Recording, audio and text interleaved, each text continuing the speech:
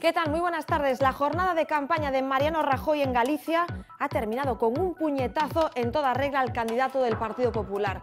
Lo que le estamos contando es literal, sucedía hace muy pocas horas en Pontevedra.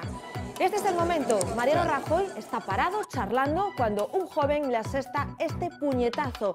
El golpe es muy fuerte porque está muy cerca.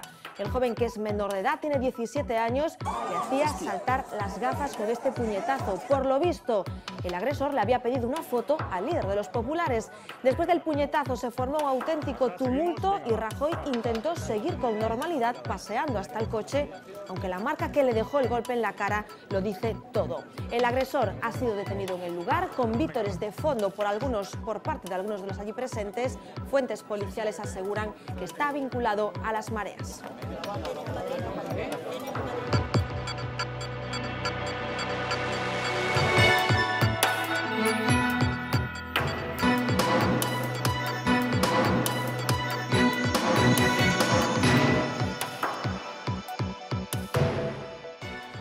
La página política de este 16 de diciembre también está marcada por lo judicial en asuntos que atañen a los dos grandes partidos. En lo que tiene que ver con el PSOE, todas las miradas puestas en Besteiro. La audiencia de Lugo ha rechazado la petición del líder de los socialistas gallegos de apartar a la jueza Pilar de Lara de la instrucción del caso Garañón.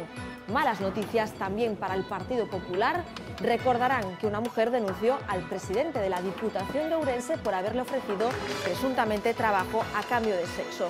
Pues bien, esa denuncia ha sido admitida a trámite. VTelevisión tenía acceso esta tarde a la opinión de Núñez Feijóo, que no solo valoraba la decisión judicial que tiene que ver con su partido.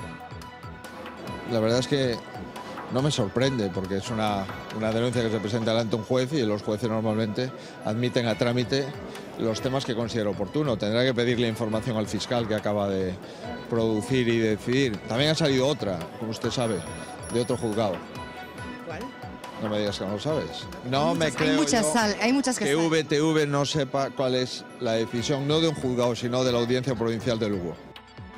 Ya ven, aún nos quedan media semana de campaña y el estrés se acumula no solo en la piel de nuestros políticos, también en la propia, porque menudo mes de diciembre llevamos. Lucía Vidal, buenas tardes. Lo que nos queda, Gladys, lo que nos queda de aquí al domingo y en los posteriores días. Hasta existen estudios que lo demuestran, que demuestran científicamente cómo influye el estrés en nuestras vidas y en particular en el proceso de envejecimiento. Un estudio de la Universidad de Harvard ha comparado biografías de mandatarios de todo el planeta con otras de políticos que nunca llegaron a guiar los designios de nadie. Y sí, la política quema en algunos casos, enseguida lo vamos a comprobar mucho. Pero ¿y nosotros? ¿Estamos estresados los gallegos? ¿Eran nuestros padres o nuestros abuelos más felices aún teniendo trabajos más duros? Llevo mucho tiempo estresada. Por qué?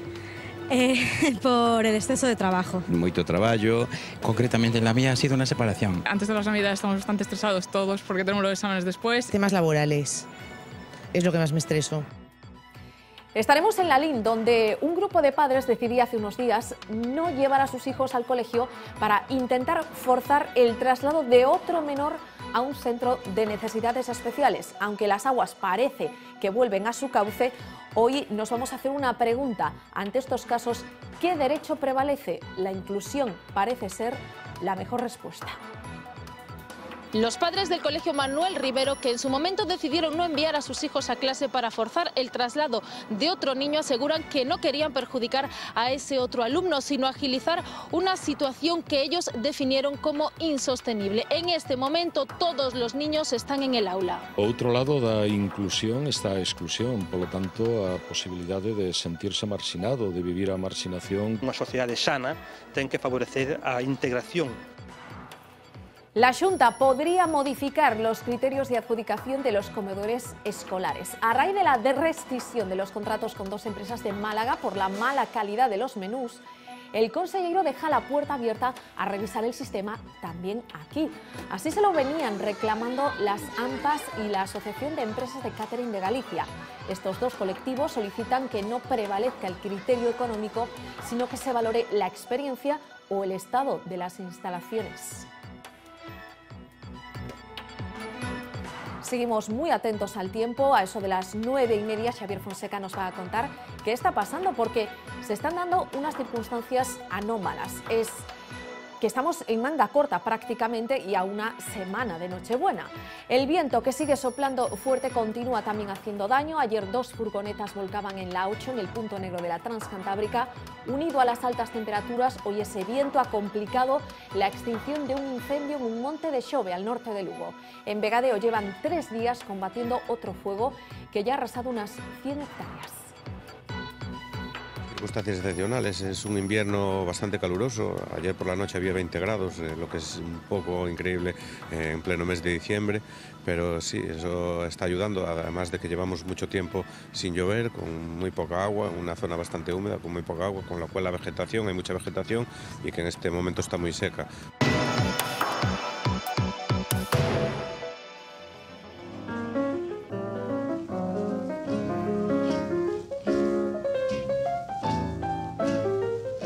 Siempre habíamos tenido esa percepción, pero nunca sabíamos a ciencia cierta si nos equivocábamos.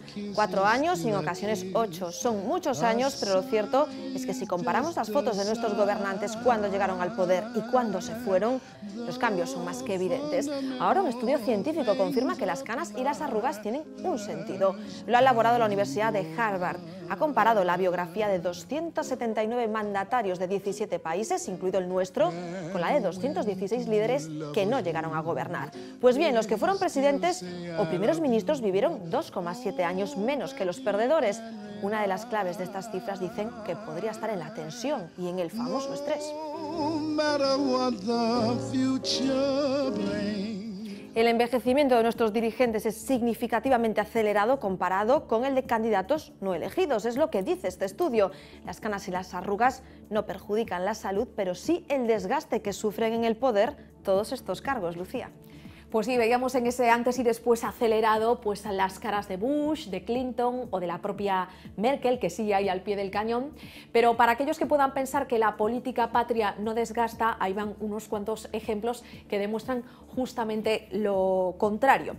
Los desvelos de la política patria también suman años. El gobernar los designios de menos habitantes no supone que los dirigentes de aquí envejezcan menos. Vamos a empezar fijándonos en Feijóo, en su primera campaña electoral a la presidencia de la Xunta y ahora, 6 años después. Es verdad que ha intentado darse unos toquecitos de juventud con cambio de gafas, unas más modernas, de pasta, arreglo de dentadura confesado y corte de pelo.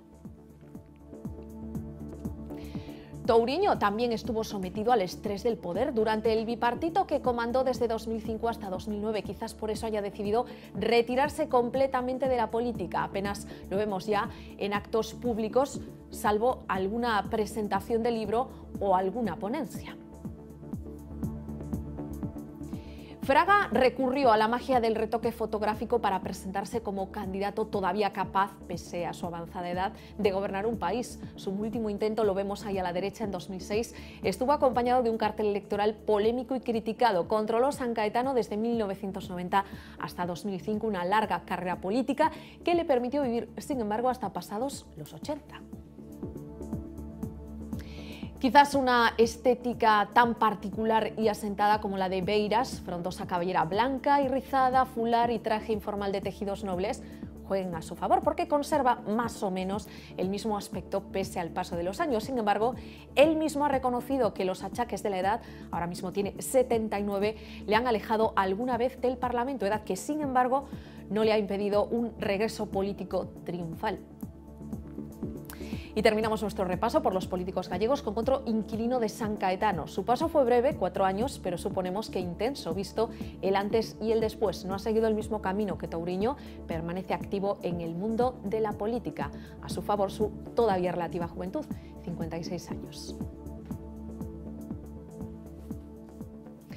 Barack Obama, a quien su todavía corta trayectoria al frente de la Casa Blanca ha pasado factura.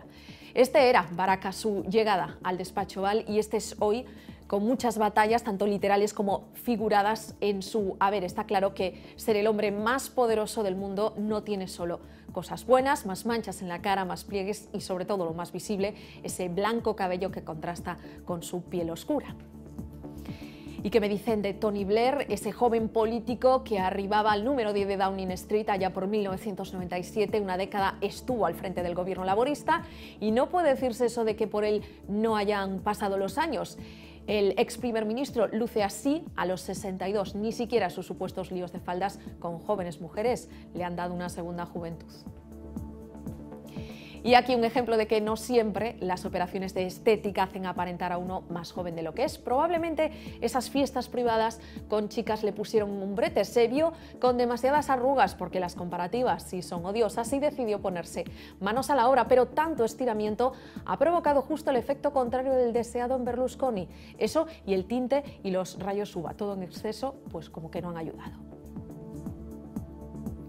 Si creen ustedes que gobernar en España es más light, se equivocan. Pregúntenle a ZP, ahí lo tienen a su llegada a Moncloa a la izquierda y una década después, aunque sus cejas sigan igual de arqueadas, ya no son del mismo color. Ha sido sin duda uno de los presidentes que más rápido han envejecido.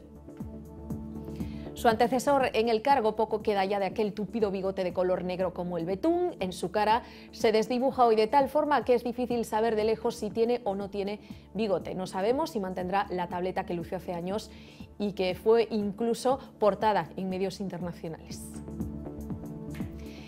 Y Rajoy, que aspira a reeditar su segundo mandato. Quizás los cambios no sean tan palpables en él, su barba sigue siendo blanca, su pelo oscuro, pero hay que tener en cuenta que solo lleva 4 años en el gobierno. Eso y que la barba también puede actuar como elemento de camuflaje.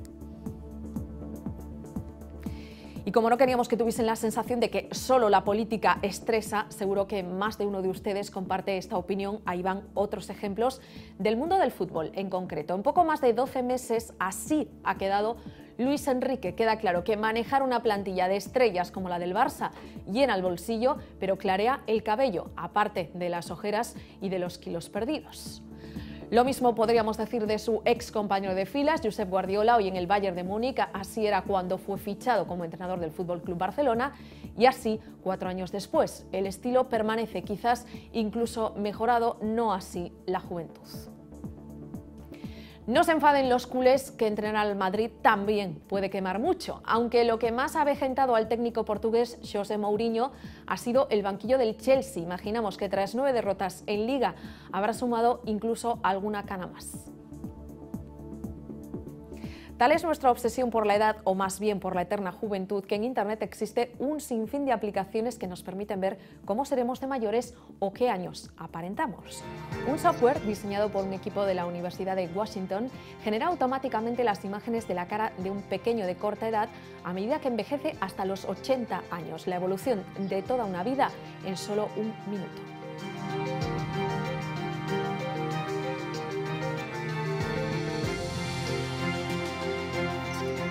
Seguro que conocen esta otra aplicación, menos rigurosa eso sí, que lo que hace es decirnos en base a una foto la edad que aparentamos tener. No se indignen si el resultado no casa con sus expectativas. Howl nace a partir de un programa de Microsoft de reconocimiento facial y también lo hace a partir de una fotografía. En 2 segundos tenemos el resultado. Recomendaciones: no sonreír al posar, porque añadiremos seguro más arrugas, ni utilizar maquillaje, tampoco mentir sobre si hemos sido sometidos a algún tipo de operación estética.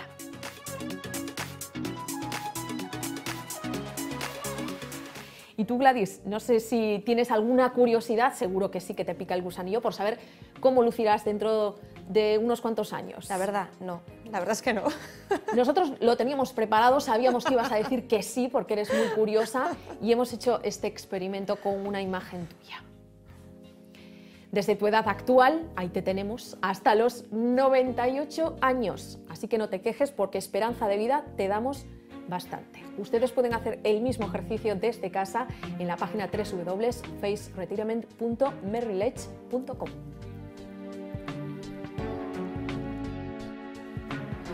Bueno, voy a decir que casi firmaba. Al margen de los cambios o no estéticos, ese paso de los años, lo que la tensión puede provocar en nuestro aspecto, ¿qué sucede cuando vivimos un cuadro de estrés real, cuando realmente esa tensión afecta a nuestra salud? Se lo vamos a preguntar a nuestro siguiente invitado, Julio González Morandeira, psicólogo. ¿Qué tal? Muy buenas tardes. Buenas tardes. ¿Usamos la palabra estrés en nuestra sociedad con demasiada ligereza? Por cualquier cosa decimos qué estresados estamos, ¿es cierto? Sí, es muy posible que sea cierto, porque no estamos haciendo un uso del lenguaje técnico, simplemente asimilamos una determinada situación a algo que conocemos y el término permite perfectamente describir en términos coloquiales la situación, ¿no? Claro, ¿qué es el estrés? Porque es una reacción a corto plazo de nuestro cuerpo o inmediata. ¿Se puede definir así? A ver, realmente el estrés es una reacción adaptativa frente a algo que se considera como una amenaza, un elemento estresor, ¿no? Que de alguna manera provoca en nosotros una reacción que en principio ha de ser breve, es decir, una amenaza pues, de un elemento de la naturaleza, de una situación que nos produce esa posición defensiva de alguna manera y que nos ayuda a desencadenar una serie de procesos internos que nos ayudan a poder enfrentarnos mejor a esa amenaza. Nos o lo que ponemos consideramos como en guardia, ¿no? Como en guardia, ¿no? Entonces, digamos, hay una liberación hormonal, hay una liberación de adrenalina, por ejemplo, que nos obliga o que nos permite hacer frente mejor a esa situación y, de alguna manera, incluso sufrir menos daños si eso llegase a materializarse de alguna manera. Que puede ser bueno, claro. Que podría ser bueno y efectivamente es adaptativo en ese sentido. Otra cosa diferente es que esa situación de estrés se mantenga en el tiempo, con lo cual empiezan a crearse o a aparecer otro tipo de consecuencias que evidentemente no es la situación para la que inicialmente, digamos, genéticamente o evolutivamente estaba previsto el estrés. Sí, algo que se convierte en parte de nuestra vida, ¿no? Efectivamente. Si estamos sometidos de forma permanente a situaciones estresantes, ¿no? O eso se convierte, permítame el término, en una situación crónica, por decirlo así, como es el caso de los políticos, ¿no? Sí, que están esa tensión habitual tomando que deberían decisiones tener continuamente, analizando realidades continuamente o teniendo que responder a determinados elementos muy exigentes de forma continua. Pues bueno, efectivamente esto acaba cronificándose de alguna manera y teniendo consecuencias. Es decir, consume recursos personales de la persona que en ese caso se ve afectada y se produce un desgaste superior en un determinado tiempo que tiene las consecuencias que hemos visto, aparte del paso natural del tiempo. Claro, no evidentemente, solo es estético, hablaremos en unos instantes también de lo que puede suponer para la salud, pero le hemos preguntado hoy a los gallegos si ellos están estresados. ¿Qué le preocupa? ¿Se siente estresado por su trabajo o también por asuntos como los familiares de los que a veces no se habla? Vean. Según el Instituto Nacional de Estadística, el 59% de los trabajadores en España padece estrés. Otro informe sitúa en el 28% a los empleados en Europa quejados por este mal. Pero, ¿qué pasa con los gallegos? ¿Padecemos o no padecemos estrés? Yo quería saber si usted está estresada o lo ha estado en algún momento. Pues en este momento no estoy estresada, pero sí lo he estado en algún momento. En tiempos he estado estresado, sí. Antes de las Navidades estamos bastante estresados todos porque tenemos los exámenes después y no sabemos cómo colocar el tiempo para que nos dé para todo. En estos momentos non estou especialmente estresado, pero si houve momentos na miña vida que estuve moi estresado. Llevo mucho tiempo estresada. ¿Por qué? Por el exceso de trabajo. Moito traballo, circunstancias económicas adversas en ese traballo. Concretamente en la mía ha sido una separación. Entonces esto me ha afectado bastante, sí. Pues temas laborales. Es lo que más me estreso. Suele ser la razón más habitual. Para los más afortunados es una situación dura pero transitoria. Otros la soportan durante años y a otros les condiciona la vida. ¿Es algo de ahora el estrés o ha estado ahí siempre? Se lo preguntamos a quien tiene más experiencia. Pepe emigró de joven a Panamá con su padre y sabe lo que es trabajar duro. ¿Ese moito traballar implicaba estar estresado, vivir angustiado? No, porque eras xoven, traballabas con gusto, había o rendimiento, non había ese estrés. Porque antes las cosas eran distintas, para lo bueno y para lo malo. A mí el trabajo nunca me estresaba.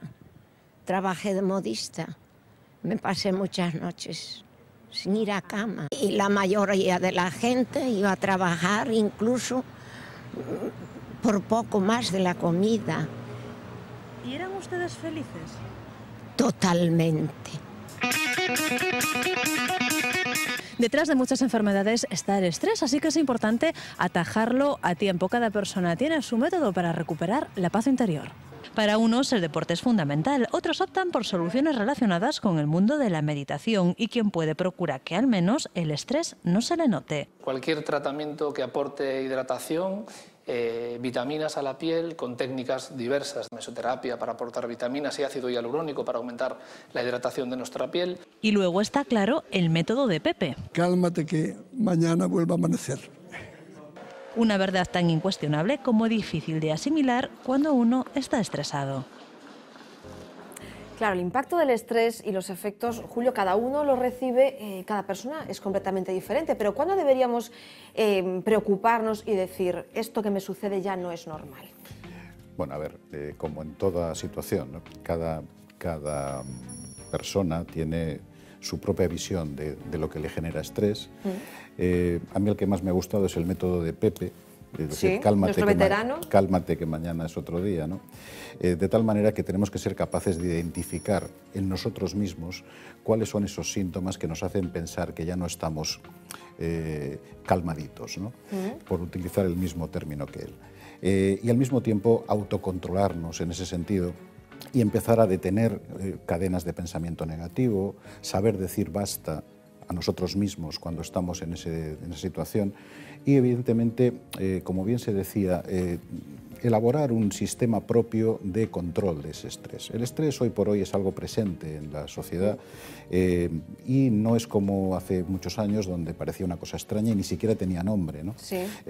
Ahora, al contrario de lo que ahora, que lo claro, manejamos con una facilidad. Ahora somos conscientes de que esto existe y tenemos que desarrollar o desarrollamos, digamos, cierto grado de tolerancia al estrés y de capacidad para vivir con estrés, que bien orientado a veces hasta es bueno, ¿no? Que habrá que gestionarlo bien o mal, entiendo. El caso es poder, digamos, que no te altere tu vida, que no sea un elemento negativo, que tú tengas, digamos, que sufrir las consecuencias del mismo, más de lo necesario, como dijo el otro, y que no, de alguna manera, se convierta en algo, entre comillas, y a lo mejor el término es un poco fuerte, en algo patológico, ¿no? Sí. Entonces, la cuestión está en poder identificar cuáles son esos estresores que a nosotros nos hacen especialmente efecto. ¿Qué es lo que nos hace daño? No va a ser lo mismo en mi caso que en el tuyo, en el caso de una persona diferente.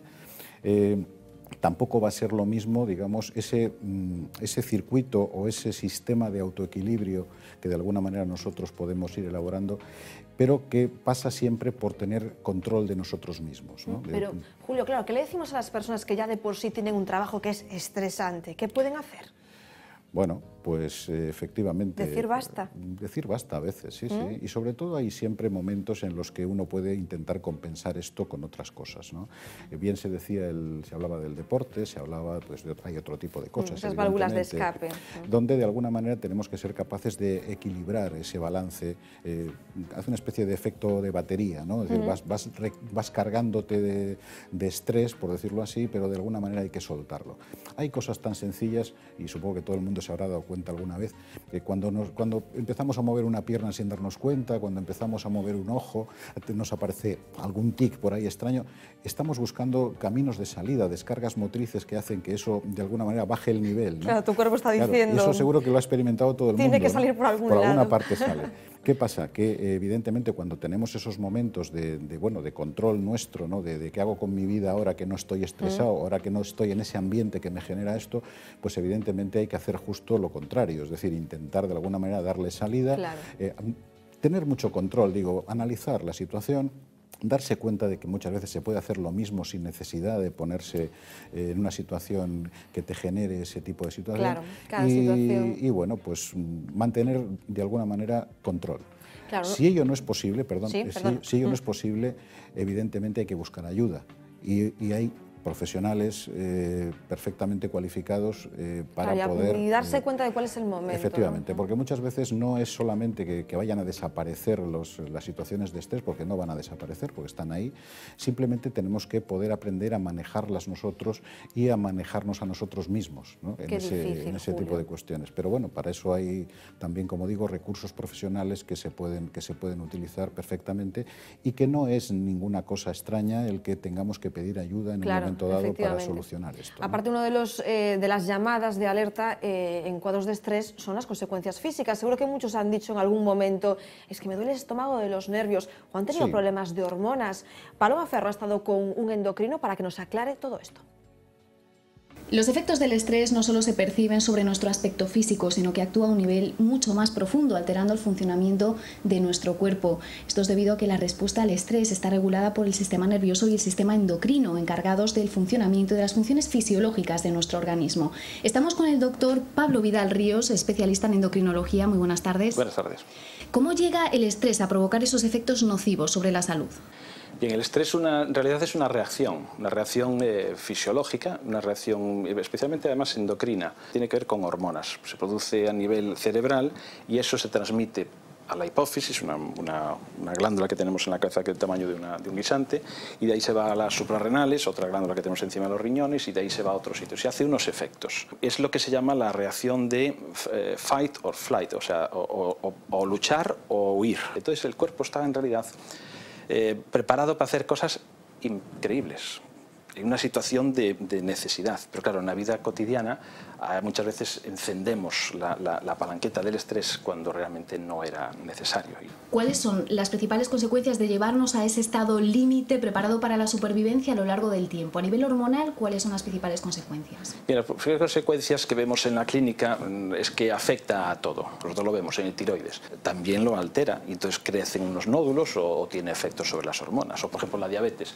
El estrés, pues todos sabemos que una persona que está con una preocupación le sube el azúcar. La obesidad, pues sí, hay mucha gente que aumenta de peso porque está reteniendo líquidos o modifica su comportamiento alimentario y come más o come menos. Es decir, afecta a todo. Este tipo de dolencias relacionadas con el estrés, desde su experiencia profesional, ¿ha aumentado en los últimos años? Sí, mucho. Yo creo que es la lacra actual. Porque hay gente que no tiene tanta capacidad para luchar con una situación tan estresante. Claro, porque no afecta igual a todo el mundo. No, claro. Hay gente que tiene mayor tolerancia o... Claro, entra ahí la cosa genética. Tú tienes personas que aguantan, tienen unas enzimas, tienen unas proteínas que aguantan más o que aguantan menos. No puedes pedirle a todo lo mismo. Hay gente que lo lleva muy bien y otra gente que no. Pues doctor Vidal Ríos, muchísimas gracias por atendernos y responder a nuestras cuestiones. Y ustedes en casa ya saben, tómense la vida con calma, que de ello depende nuestra salud. Gracias, Paloma, qué gran verdad. Julio, la última, si recurrimos a un profesional como tú, a un psicólogo, ¿cómo nos puedes ayudar en estos momentos que decimos ya no podemos más, necesito la ayuda de un profesional? A ver, yo lo que creo es que efectivamente hay todos estos desencadenantes fisiológicos que son efectivamente así, pero todo parte de una evaluación de esa amenaza inicial, es decir, de la clasificación que tú hagas de esa situación que te provoca el entrar en esto, ¿no? Entonces, evidentemente hay que pensar en cómo evaluamos el entorno en el que nos movemos, si eso lo vamos a considerar o no como algo amenazante, como algo que nos genere ese tipo de respuesta, ¿no? Que efectivamente después desencadena otras, ¿no?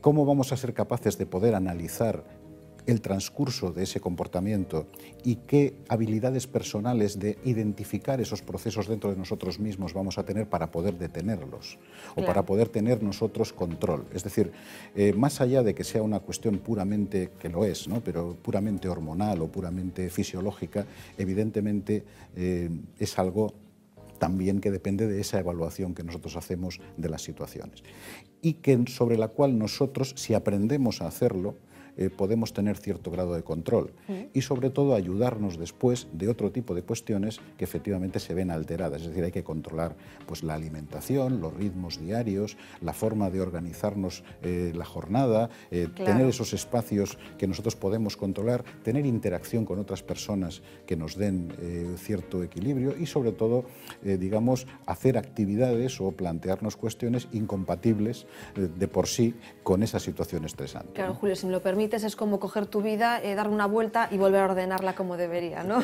Más bien. Julio González Morandeira, muchísimas gracias por tus consejos. A vosotros. Buenas noches. Nosotros paramos solo unos minutos porque queda mucho más que contar. Enseguida les actualizamos la información sobre esa agresión que sufría en Pontevedra el presidente del Gobierno, Mariano Rajoy.